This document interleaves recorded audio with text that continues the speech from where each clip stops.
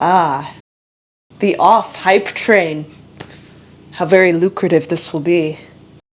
I guess it's the year of the RPG Maker games for me.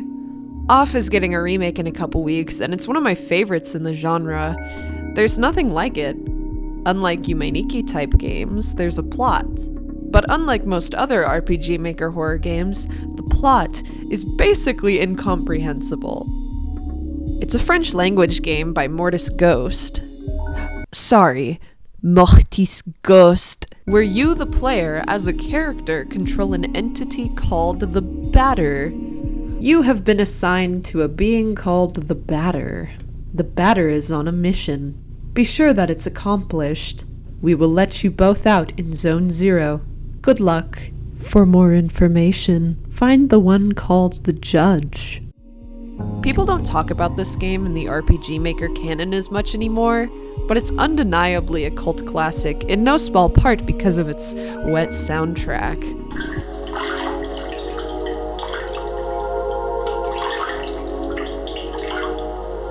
But Off is kind of my favorite type of game in a way. It's not a horror game in the sense that you're always being chased or that the threat of death is always looming over you. In fact, the threat of death is almost never present in this game. It's very easy. Game design. But it's full of things that just make you go, ugh. These creatures look like they were pulled directly out of some mentally disturbed kid's notebook. Probably, because they kinda were. And it's not just the enemies. Friendly NPCs have this off-putting, almost diseased look to them. In Zone 0, you meet the Judge, a lovably pretentious cat who senses the presence of the player and speaks directly to them, regarding the Batter as nothing more than a puppet. It's always cats. You creatures are irresistible, you know this?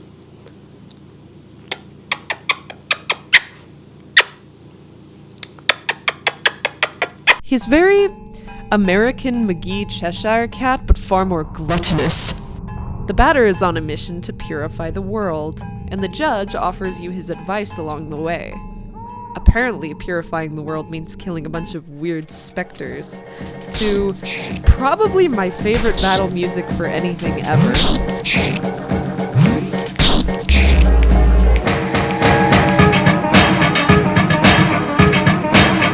You go through 3 zones, one by one, purifying each and destroying the source of the specters. The world is home to little people in business attire called Elsin that all look the same and gasp whenever they talk. The first zone is where you go through the smoke mines, because these little guys need smoke to breathe. The fact that they need to harvest smoke to survive makes them almost like little reanimated corpses or mechanisms that are being artificially animated. Off is an impeccably strange game. The zones, by the way, are just a few tiny specks floating in an all-consuming void. Oh, the void is talking. There's probably so many other worlds out there aside from this one. Maybe whoever sent you here was part of some intergalactic council that oversees a bunch of tiny, insignificant worlds. When I tell you this overworld map is existentially terrifying to me, you know what, never mind. The 4 elements: smoke, metal, plastic, and meat are the foundations of this land. Then, everything changed when the Meat zone attacked. Each zone thinks their element is the first of the 4 elements. And every one of the Elsin dedicates himself solely to things like cutting open livestock to harvest metal from them, which means they're absolutely useless in the face of any crisis. Where are the impures? Whoa, Batter, chill out, man. There's very few humans in general. Oh, Zacharie, you beloved little freak. Zacharie is this merchant guy who wears a frog mask and breaks the 4th wall, always talking about how he's in a video game. And from what I can recall, Tumblr fucking loved him back in the day. Did you know that Zacharie owns an entire amusement park? An amusement park famous for its Seats of cowardice? He fully knows he's in a controlled narrative and he fully doesn't care. He just lives for the construct of currency, which... don't we all? The fourth wall breaks are plentiful in this game, like when you have to use its readme file to solve a puzzle. This shit was crazy at the time Off came out.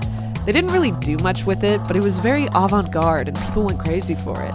I don't think people would be all that fazed with this kind of thing now, sadly. Other games have taken it way farther. So here it's just like, oh, that's cool. It's nothing special now because we live in a post-Undertale world, but you know what heavily inspired Undertale?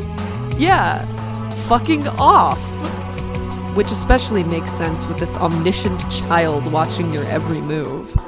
The first time you kill a boss, it cuts to this room where a child acts all shocked and concerned about it. His name is Hugo, by the way. Just thought you should know. Then you enter Zone 2, home of the plastic rivers, and the judge asks you to do a side quest. His goofy-looking brother is apparently acting weird and delusional.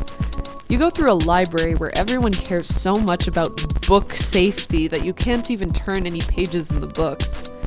The Elsen are all terrified of life in general. They're just cogs in a machine that seems to exist merely for its own sake, driven only by fear and command. In their fear, many of them become consumed and specters actually emerge from within them, like hamsters dying of terror. The boss at the end of this zone is the judge's brother, which actually turns out to be a massive bird creature wearing the corpse of the judge's brother, seemingly just to be cruel. The poor judge. He straight up disappears after this fight because of his grief. And then Zacharie pretends to be the judge. No. That was somehow the most French meow I have ever heard in my life. No. That's not even what the judge sounds like. It's a shameless caricature. And frankly, I think it's offensive. Pablo's grieving right now, and you're just disrespecting him. Shame on you, Zacharie. The last zone is a sugar factory, because without sugar, people wouldn't be able to cope with life. And thus, we find the true life source of the world.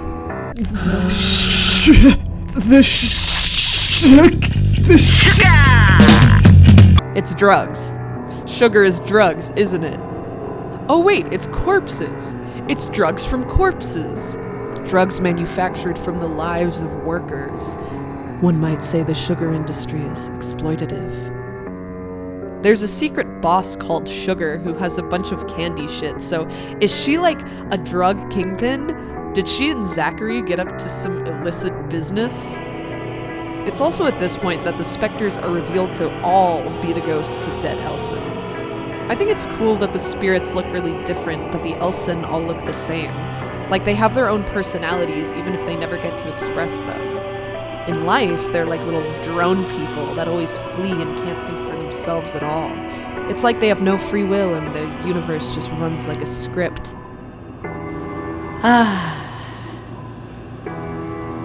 I want to drink. When you go back to places after they're purified, the Elsen have become husks.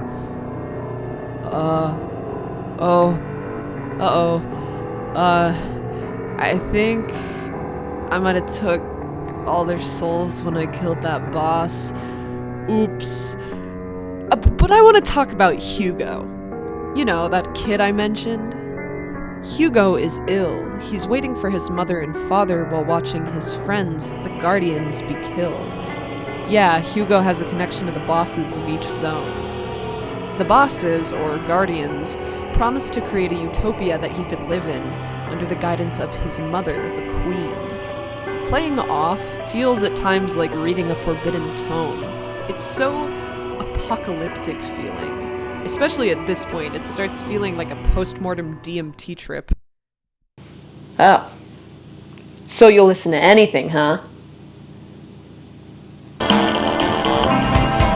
One of the coolest little tricks Off pulls is this super creative perspective change. Whoa. They kind of pull out all the trippy stops at this point. Okay. Calm the fuck down, game. The final boss puts the batter into some yummy moral ambiguity.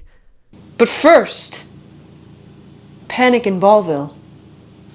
Ballville is at peace today. Let's hope that nothing bad happens to spoil the magical blue of this glorious sky. You're not taking my diabolical genius into account. I filled Ballville with replicas of my evil self. You can't stop us now, boxer. Oh, and I also kidnapped your girlfriend. The batter has destroyed the kingdom, the queen's utopia corrupted by the guardians, because the queen failed at her role of taking care of Hugo, who created them? I guess you could say he's like the alpha and omega. Like he created the queen and the batter, and then they were also his parents. But more importantly, the queen is trying to stop the batter's purity quest, because she knows that he will go on to kill Hugo. And once you kill the queen, you are forced to kill the defenseless Hugo in order to progress.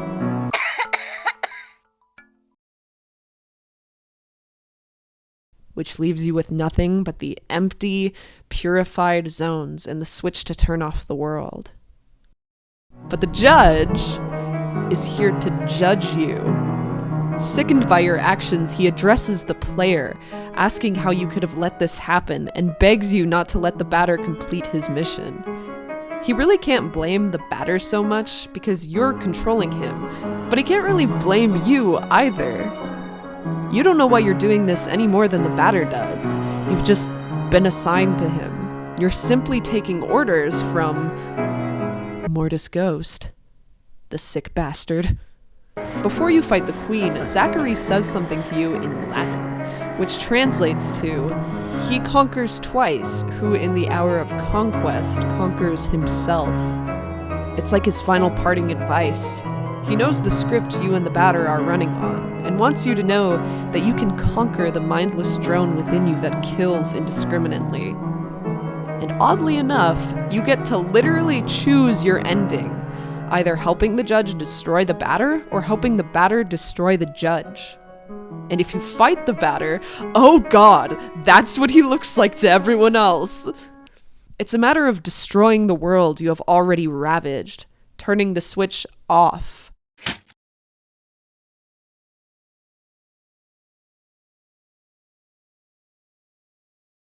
Or leaving it empty and gray.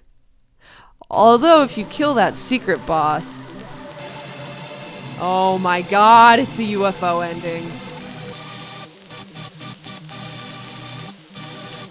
Oh, the horror of cosmic nothingness. The void is but a plaything to the space apes. Off is bleak and nihilistic. Everything is of such little consequence. I think it's the product of a young mind grappling with industry, ideology, entropy. Mortis Ghost was pretty young when he made it. Entities of religious significance are all nothing in the hands of the unassuming player, who's just doing their little task assigned to them in their little game. The batter and queen are like religious entities in themselves. Like an emperor and an empress. A voice of control and absolute adherence to the script. And a voice of chaotic generation. And then there's old Pablo, a force of justice. I feel sorry for the judge. In the ending where you help him defeat the batter, he just wanders around the empty world, appreciating what little is left of it. What does it mean that he was appointed as the judge of the world? To be a voice of reason, humanity, and justice who was then misled by the batter? And so we scream into the void. Why? Why do those that we love become so cruel? Wait, sorry. Pourquoi? J'ai envie des droits de poulet et j'ai besoin d'emploi. This game is pure, unpolished angst. And I think that is awesome. I'm not even sure Mortis Ghost knows what the story of Off is really about, but that doesn't mean it's not about anything.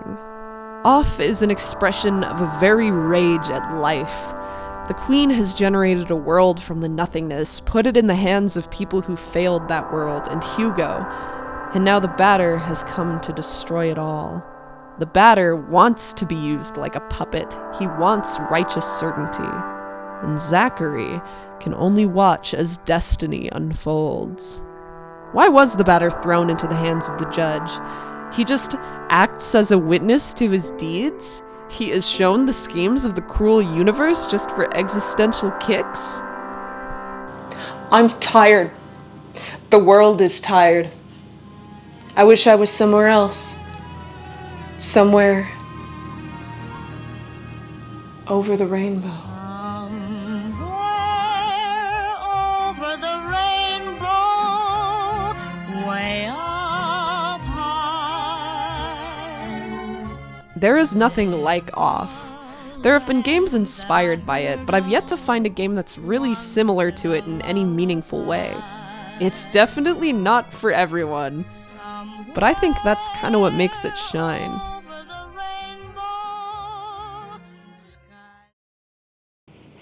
You smell so good.